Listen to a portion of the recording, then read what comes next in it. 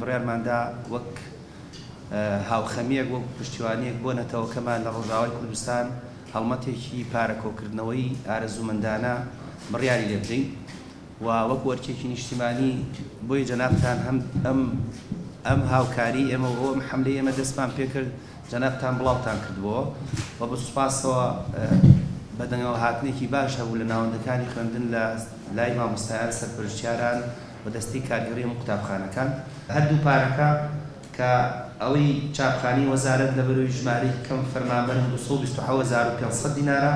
و ئەوەی ناودیوانی گشتێکەش 5,307,750 خێر بێت.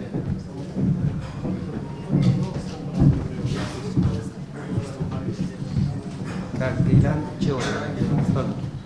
مشکلەی دوای وەستان دوای وەستان فەرموو ئەوە هی پەروەردەی گشتی پەروەردەی سلێمانی ناودیوان چنە ئەو پێشەماڵسا لەگەڵ چاپخانی وەزارەتیش ئێمە خۆتان زان خوێندی ناحکومیمان هەیە بەڕێوەبەرتی خوێندی ناحکومی کاک بەهرۆز بەڕێوەبەری خوێندی ناحکومیە